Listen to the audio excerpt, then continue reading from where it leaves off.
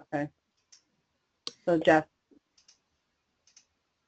And show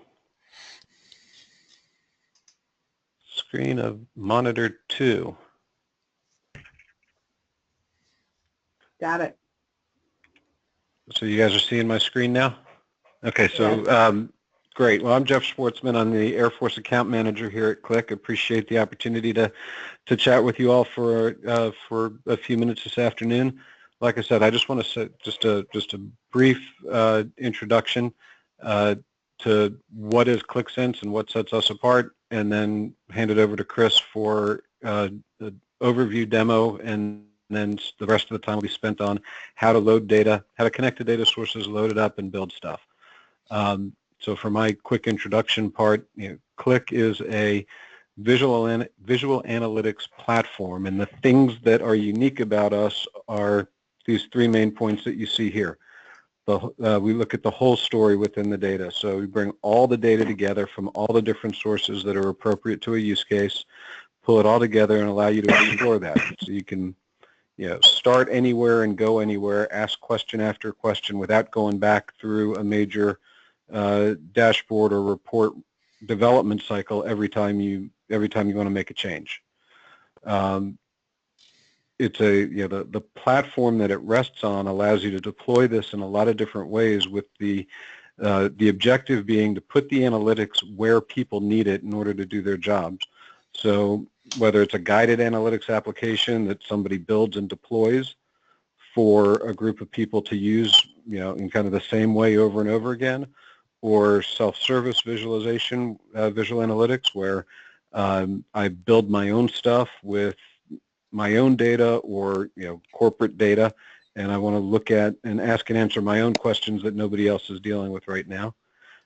We can do standard kind of reporting, as well as embedded analytics, where you're taking these analytic objects that you create, bar charts, graphs, tables, maps, what have you, and embed them in other applications, so that you can have the analytics right there where you need them when you're doing your job. Right? You don't have to leave one app in order to go over to Qlik and work through an application and go back.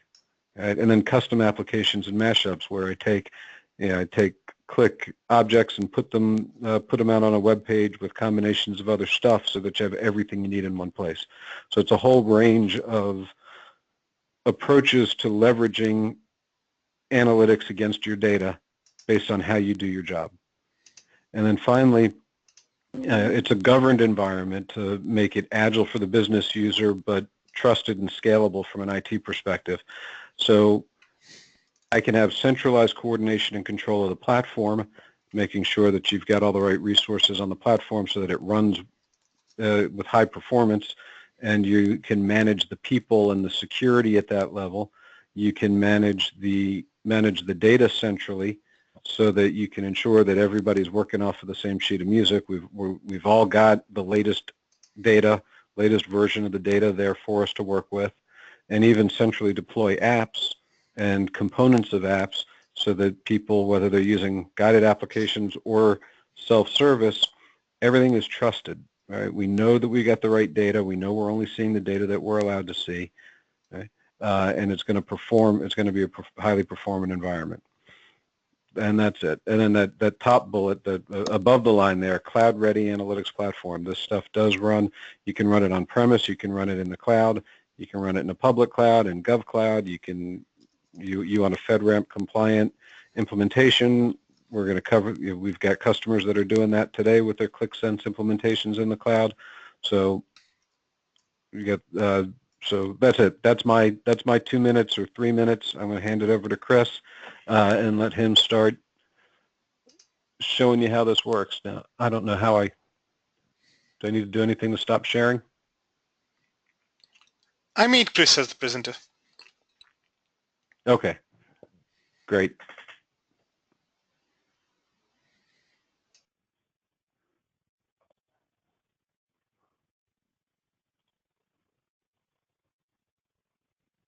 All right. Sorry, so I was Chris, on mute.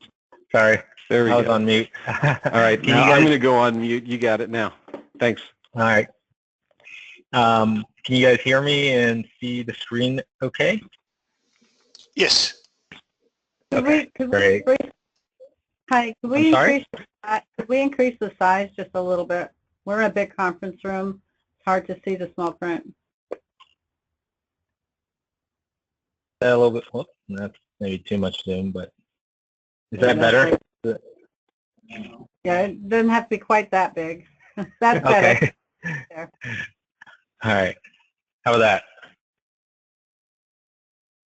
Great. All right. Okay. So the data we're looking at in this particular application here, and when I say application, it just means a collection of views into either a single data source or multiple data sources. In this case here, this application contains contracts data related to the Air Force, and total, you can see there like total obligation dollars. This metric here measures the total number of non-FMS contracts, and then of course the little pen here next to this number represents the number of contracts that have been pulled into this app itself. Also, the other things that you're seeing on the screen are some analytics, some roll-ups of the information. We see obligations by program, so total dollars allocated to each program, how it's split out among the distributions of goods, R&D, and services. And then on the bottom right, we see a trend on how those dollars are spent over time, right? Any questions on what you're seeing on the screen so far? Okay, great. So how does someone use Qlik, right? So for example here, I'm looking and seeing that there is a spike in time here as far as obligated dollars between May and July. So I can actually make that selection here as part of my criteria filtering mechanism.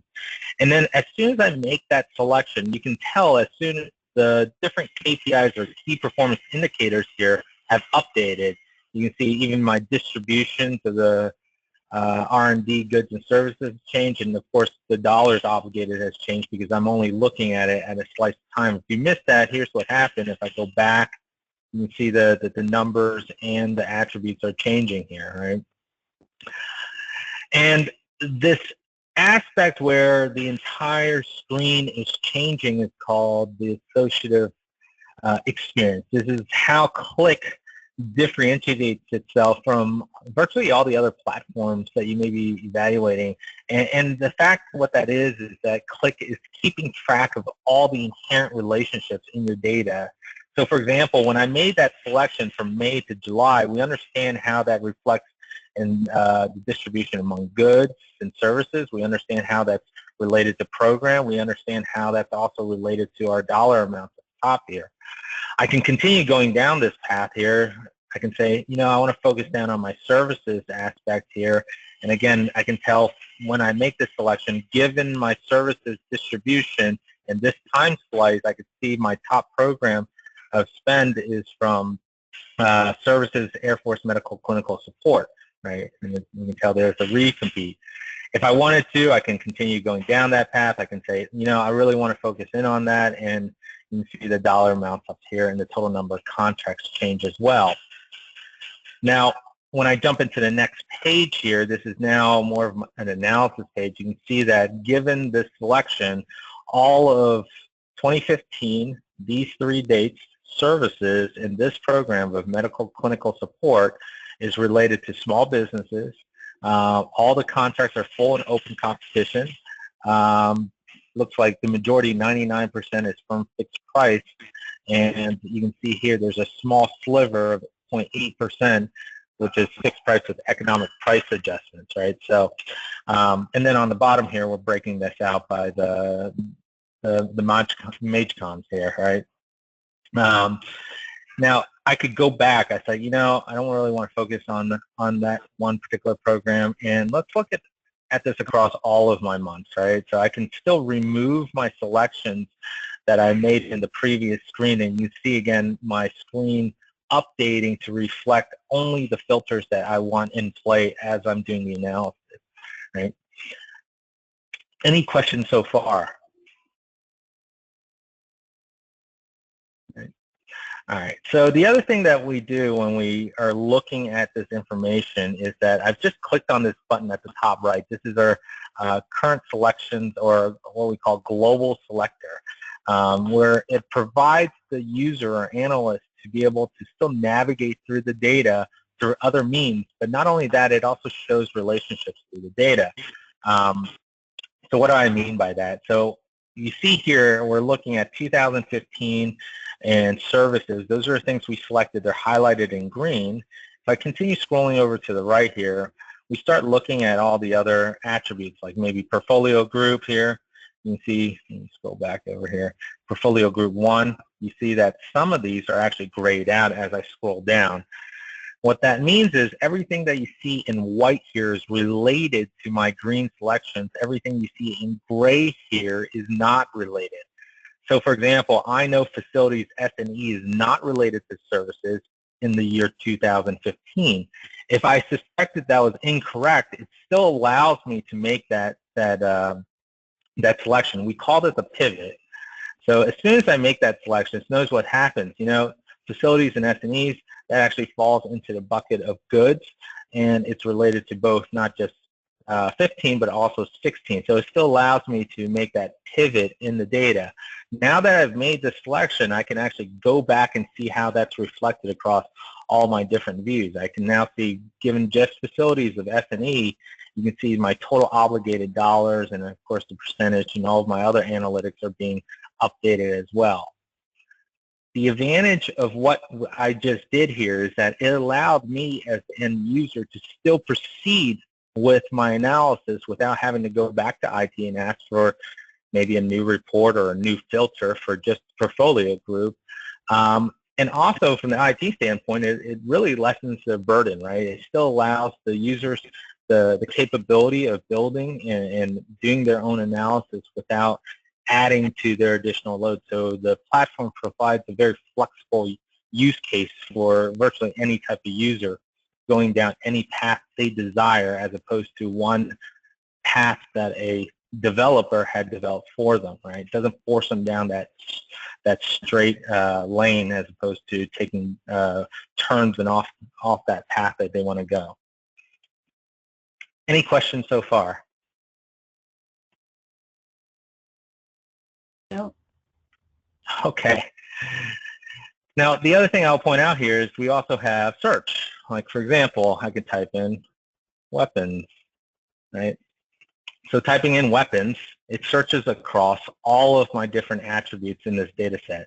And not only does it search across all my different attributes, it searches across all of my different visualizations. Anything that mentions that word weapons in there, it shows up here as part of my search.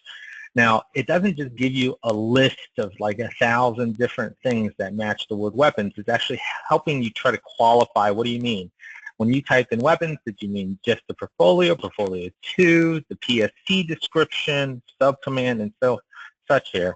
Or maybe this other one, IDV, who can use, or I can continue going down further to see what else it could potentially match on as well, right? I liken to this functionality is more of a concierge service as opposed to just simple search. It's like the first time you've ever flown into a new city, you ask that concierge at the front desk, hey, what's good to eat around here?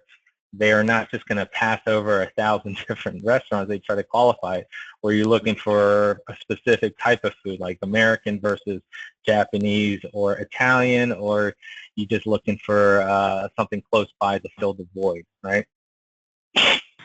So let's go ahead and make a selection here. I will go ahead and make that selection, PSC description here. Notice that there's actually nothing. It looks like there's nothing related in this field here. There's not a lot of data associated with that, but I could go straight to the detail to see what is related. It looks like there's only one portfolio group associated with that, but there is no weapons.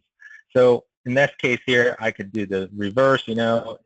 I can select everything that's not related to weapons, and I could still do my analysis there. So what I just did there is I excluded weapons from my analysis, and I did an inverse lookup of all my other data that is not related to that. Continuing going forward there. Okay. And some of the other views that that Qlik provides is essentially any type of visualization you can think of.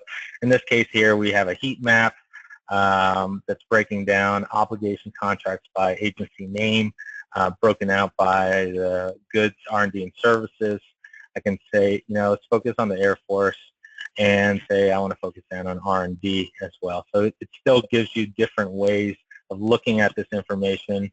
Also here in this scatter plot, we see that Air Force kind of almost skewing things. I can't really see the dots here. I could zoom in like this, or I could say, since this is kind of skewing my other views here, I can make this selection here and do the same thing I did earlier by selecting the excluded and finding and removing that from the analysis. You now see Department of Army is our top obligated dollars, and when it's correlated with total number of actions here. Is this making sense so far? Yes. Okay. It does. Okay. This is Air University. It's making sense to us, but we'd like to know how the data gets loaded Who makes the relationship? and who makes the relationships. Everybody here Got is it. asking the same question. Great question. Okay. Thank you for that. Okay, so you got it on the front end. That's all I wanted to do. I didn't want to spend too much time on that, and I was about to go into the next thing. Great. So with that, let me jump to the front here. So what you're looking at right now is what we call Qlik Sense Hub, and if you've logged into that into the instance we built for you guys out on the AWS instance, this is probably something you've already seen. And what this is your portal into all things Qlik, meaning all the different apps that you've either created. On the left-hand side, we have something called streams here. You can think of streams as just a fancy word for folders. They're just folders that are secured by specific attributes of the user. So for example, I have an everyone stream here, meaning that all of these applications are public to nearly any user comes in. Then I have something called like monitoring apps. These are controlled by, typically only seen by the administrator, where your typical user would not see this stream. All right. So let's keep moving forward here. So how do we create an app from scratch? So I'm going to jump into my personal work stream. This is your sandbox where nobody can see what's in here except for you, right? You can see here I have lots of applications that I have not published yet, so they're still sitting here that I have complete access to. But how do we build something from scratch? Well, we start with clicking on the Create New button. I'll call this AF Demo, and it's going to go ahead and instantiate the app for me. And that's how you create an app from scratch, right? Just like, kind of like you hit new for like Microsoft Word documents, same thing there, create new app. So now this is getting to the root of your questions, like how do you load data into Qlik? Well, in fact, what you saw earlier, this Air Force contract app is 100% determined by the data you load into it and the characteristics of that data, okay? Without data, these apps are pretty much useless. There's not much you can do with Qlik unless you load data into it. So the data I'm going to load in today is from two different sources.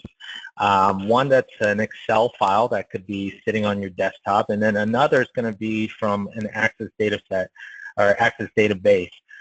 In fact, the process would be the same if I was connecting to SQL, Microsoft SQL, Oracle. It really doesn't matter. The process would be identical to virtually any data source that we connect to. So you are, however, presented with two different options here. I always call this Add Data button your easy button. The Data Load Editor is for your more advanced developers, where we actually expose the script that is behind the process of loading the information, whereas the Add Data is much more of a wizard and graphical interface. And we're going to start with that. So the data I told you is going to be from Excel and also from Access. But before I actually dive into it, I want to show you that information. So see, let's jump into this file here. This is my Excel file. I want to show it to you in Excel so you have an idea of what we're looking at. So in this case here, this is grants management data. This is actually live data, real data from National Institute of Health.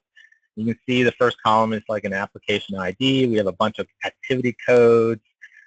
There's all these different dates here, and just probably about 50 or 70 different attributes here.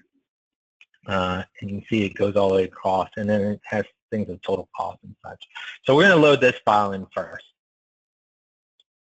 So I'm going to go ahead and find that file here. I'll navigate directly to that. And now this is Qlik picking up that exact same file here. So as you can see here, application ID, activity. Now at this point, I have a couple of different options. I can even change some of the fields that are coming in. It automatically detected that it is an Excel file.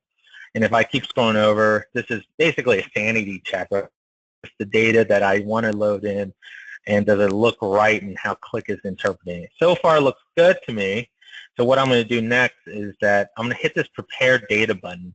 Now, I want you to make a quick mental note as I'm going through this demo, because I'm going to come back here again because there's another function here called Load Data and Finish.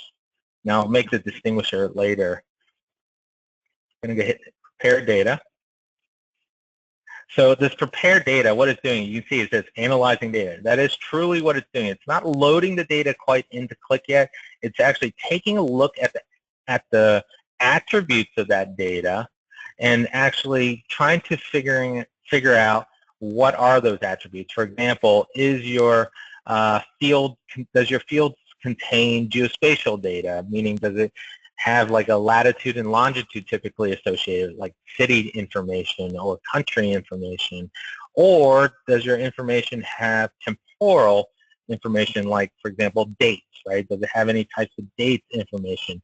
And if it does, what Qlik is going to do is going to actually build some additional functionality that you can play with that information, so it makes it easier to use when you build the application. So at this point here, this is kind of a sanity check here again, where Qlik has went ahead and did basically a profile of your data, right? You can see here's all the information, and we see a bubble here. Now, this is kind of unnecessary at this point because it's only a single data set, but when I load in this second data set, this will become much more relevant. But I just wanted to show this to you and show you what's actually happening. So this is done. So now I'm just going to hit Load Data. For my first data set, I could have just hit that Load Data and Finish. That would have just been the same as clicking this Load Data button here. Okay. So now it's going to be done in a few seconds here. Okay, so that data has been loaded in. Now I'm going to go ahead and click on Edit Sheet. Edit Sheet brings us to the front portion, meaning the user interface. Whatever you build here is what you will be able to provide as analytics and the views, or what some people call dashboards, into that data that we just loaded in, right? So the first thing I'm going to build here is a bar chart. Inside Qlik, there's two concepts you have to understand. The first is something called a dimension. The second is something called a measure. I'll go ahead and click on what this is, and you'll see what I mean. A dimension is something we typically see as, say, the x-axis for a bar chart, or the thing that you want to aggregate or group on. For the measure, this is the y-axis, of course, and this is basically telling you how high those bars are, or whatever you're calculating. For us, we're going to do total cost. So I want to see how much it costs for each institute. That's what IC stands for. And so now we have a bar chart. Okay, big deal, right? You can build bar charts in Excel. Bear with me as I build the second chart here to show you really what Qlik is doing here. So now I'm going to pull over a pie chart, and again, we have those same concepts, although different visualization. I'm going to add in, let's say, now let's do city here. City, and I'm going to count the number of applications by city. And you can see here, my top city here is Boston. We see National Cancer Institute over here as total the highest costing institute. Now, when I make these selections, say, on Boston, take a look at what's going on here on the left-hand side. My bar chart is being recalculated every time I'm making some sort of selection here. So I've selected Pittsburgh, Baltimore, and Boston. Given these selections, it looks like National Cancer Institute is still my top one. I can say, you know, I only care about, let's see. I was going to see if there's anything else. Maybe I should select something that, or maybe I'll go the other way, actually, what I was trying to show. Oops. Maybe I can say, you know, let's look at National Institute of Neurological Disorders. You can see there, when I make that selection, New York is my top city with the total number of applications there, right? So the point I'm trying to make is that Qlik keeps the inherent relationships of the data set intact as it pulls it in, right? I did not have to tell Qlik that, hey, what was it? The Neuro Institute is related to New York as our top institute. Qlik is calculating and keeping those relationships intact as we move along here through the data. Any questions so far before I add that second data set? We're good here. Okay. So let me keep going. So what I'm going to do next is let's go ahead and add that second data set. Click Add Data. So in this case here, I have an ODBC connection. Does everybody understand what I mean by ODBC? Or no? No, we don't. You don't? Okay, so an ODBC connection is nothing more than a standardized way built on the Microsoft platform to be able to connect to a relational database. These connections are set up not inside Qlik, but such that they're created inside the Windows platform, like the Windows OS. You set these up, and then Qlik will go ahead and pick these up to reutilize those connections to connect to, say, in this case, an Access database, but it could be set up to connect to Oracle or SQL or whatever database you choose to, okay? And I've just clicked on one. This is a database storing NIH abstracts related to that grants data here. And you can see on the left-hand side here, it's querying that database. These are all my tables in that database.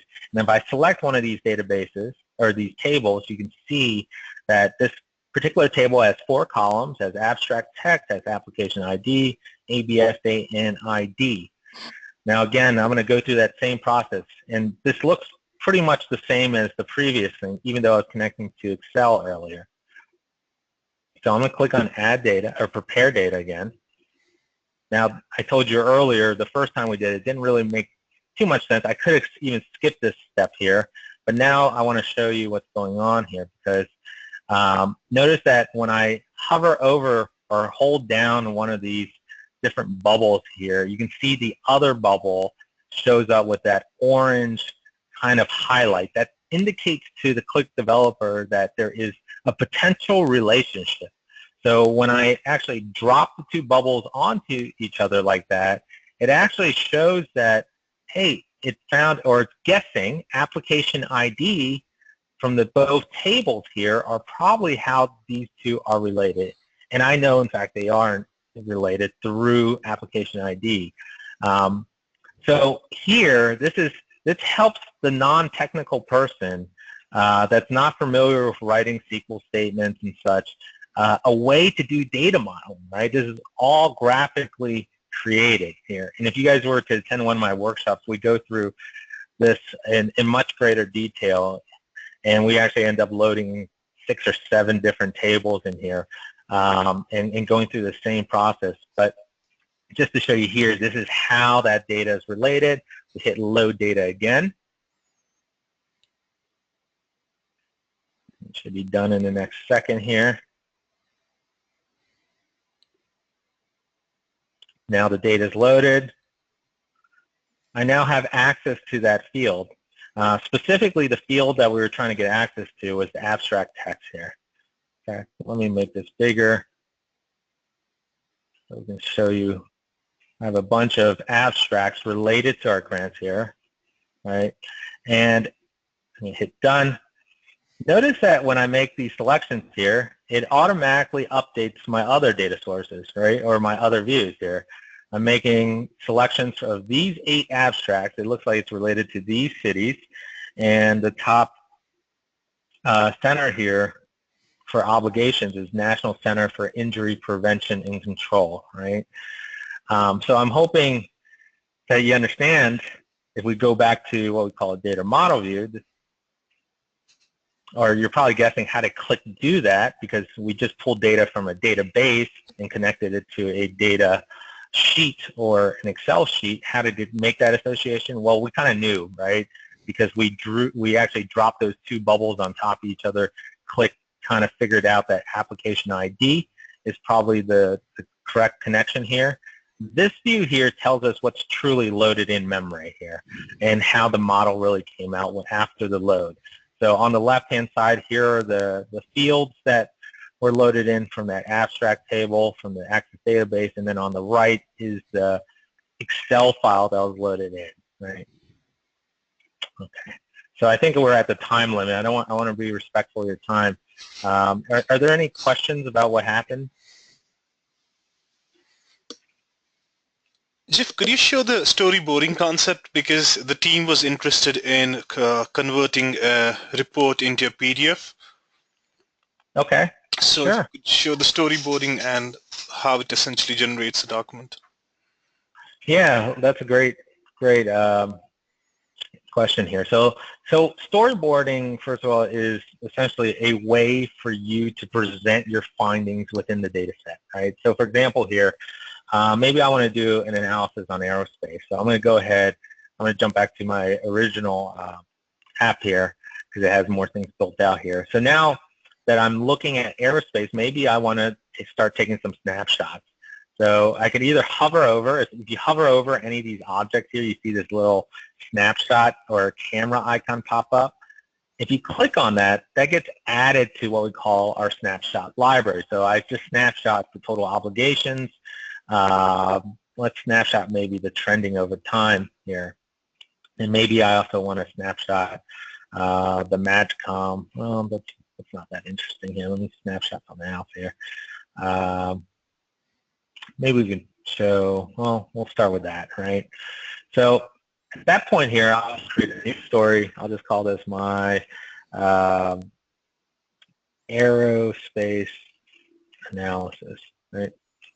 So here now I'm presented with essentially a blank screen. This is very similar to PowerPoint.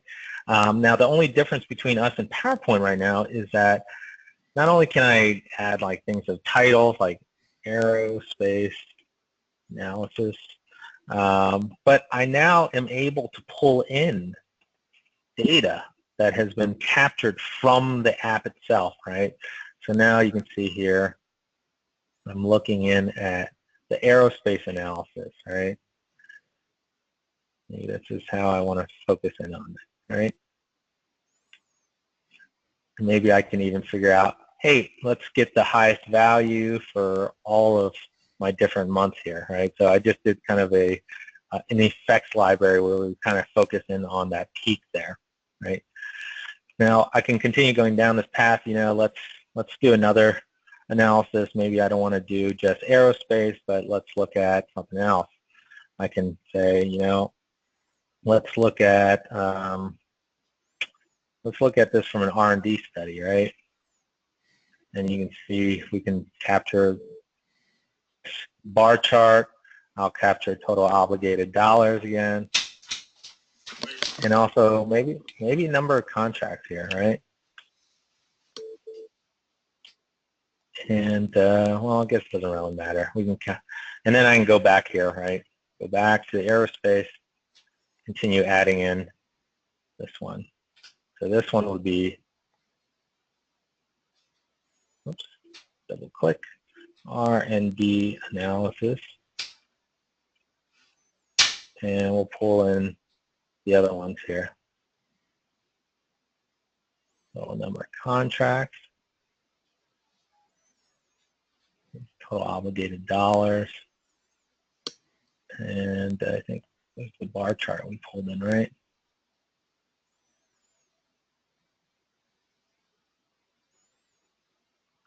I don't want to spend too much time on that. And then the last thing I'll embed is maybe a detail sheet, right?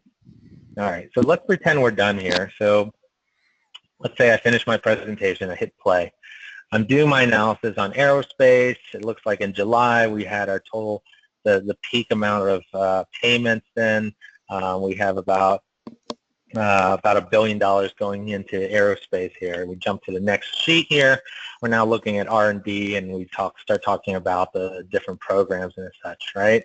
Now, maybe the question comes up here, hey, we already saw that aerospace is the top obligated dollar from what we saw earlier as well, and you can see that R&D, but what if we wanted to do an analysis on service? Well, if I was doing this presentation in PowerPoint, what happens then? Well, usually you have to go back and say, you know, I don't have that data, I didn't do that analysis quite yet, let me get back to you, right? Not so much in Qlik, right? Because this is backed by the application itself and from that, from the enterprise, we can actually go right to the source. So if I right-click on any of these charts, it takes me back to that chart, as it highlights it, and it takes me back to the context of how that chart was actually snapshot, right? So we were looking at R&D here, but the question was, like, how does this compare to services? So I can actually make that selection of services, answer the question right then and there, and return back to my presentation. Now that did a couple of things, right? One, it provided me to answer the question. The other thing it does is it's very subtle, but it brings credibility, right, to the presenter in the sense that you can see that we're answering questions based on data. It's not gut assumptions. It's not a copy and paste from another source. It truly is backed by that system, right? And then in this last sheet here, I like putting a details sheet in my stories, mainly because I'm anticipating more questions. You know, questions come up. You know, how does FY15 compare to say FY16, right? And we can make these selections right here. Like maybe we want to look at AMC as our major command. How does that play out, right? So this is a great way for users or your analysts to present their findings, but still be flexible enough to answer questions as they come up, right? Because it's nearly impossible to anticipate all those questions that come up as you're doing the presentation. The last value point I would say here with storytelling is that this is all server side. It's a central location where all of your different users can go ahead and access these. You don't have that issue where you have 10 different versions of the same PowerPoint slide where somebody's made one tweak or another. These are all hosted on a single machine so that if they have access to the Qlik server, they'll be able to get access to that. Now, interesting enough, every time I make that statement, can you export this to PowerPoint or PDF? The answer is yes. And I'll show you how to do that in a second here. Up here at the top here, you can export story to PowerPoint or to PDF. All right. And so do you have a reporting capability where it kind of builds a report based on a template? Yes, we do. So that's part of our a different part of the platform called end printing.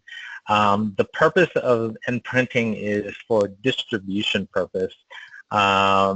Maybe you want to distribute a specific report in your old school static format, such as like PowerPoint being one, but maybe you want to export it to Excel. I need to have or Word, basically any type of Microsoft Office format. You can export it into any of these different sheets into those particular formats. And not only does it export to those formats, but also being able to distribute that to a large audience as opposed to everybody just coming to this story and just downloading it as PowerPoint or PDF. And it is in that tool where you can build those templates as well. Interestingly enough, that the templates you build in End Printing is using the Microsoft Office suite as your report builder. You just have what we call the Qlik End Printing component wrapped around your Microsoft Office product. This is Air University with a couple of questions. One is the users, do they have individual permissions assigned, like administrator, builder, and then maybe viewer? Yeah, that's a yes. Out of the box, there's probably like maybe 24 roles that you can assign to specific users. You can even create your own users with specific capabilities and access to different parts of the system. From naming all the things that you just said there, like the administrator versus like an admin user, or just somebody that just wants to view the data but not necessarily create their own dashboards and such.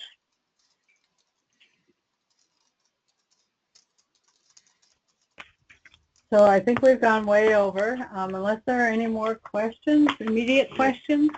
One more. Editing. Can this be passed around for different eyes to view, make their comments, and brought back to the actual developer for final product? Yes, you can. So there's a couple of different ways to do that. Let me go back here. So for example, when you take a snapshot of something, you can actually add an annotation, like make this a bar chart, right? And save it. Somebody can go, developer can then go get access to all those different annotations out here in the snapshot library, right? So very easily can you figure out what you need to do to make those. The other thing you can do is that you can actually make those edits for them in the sense that once an application has been published, say for example, I'm looking at the supply chain app here. This has been published to a stream. Now this is essentially available at the enterprise level as opposed to being stuck inside my workspace here. I can take an existing dashboard, and if I try to click edit here, it says, nope, can't do it. This has been published to the wider audience. What you can do, however, is duplicate it. Now you've duplicated it, it's inside your workspace. You can make whatever changes you want. I don't want that sheet there. I want a bar chart. Let's go ahead and do something like a regional store. And I can build my own analysis here. Now that it's inside my own sheet area here, I could right-click and say publish, and now it can publish it back to what we call base sheets. Well, actually, it doesn't. I'm sorry. It doesn't actually go to a base sheet, but it goes to a section where I'm not sure if I have that. I don't have access on this particular application, but what it'll actually do is it'll create a third section. It says published by Chris, but it'll be separate from the base sheet. But then anybody that has access to that application can see all the sheets that I've published on that same data sheet, right? And then we also have utilities where you can take the sheets that I published and actually move them into base sheets. So there's this idea of promoting sheets to be part of the original application. Does that answer the question? Yes. Okay. So thank you, and thank you for giving us extra time. We went way over, but I think it was beneficial for everybody. So if we have further questions, everybody's going to put them on paper and writing and get them out to us. All right. Thank you for your time, everybody. Thank you, everybody. Bye. Thank you.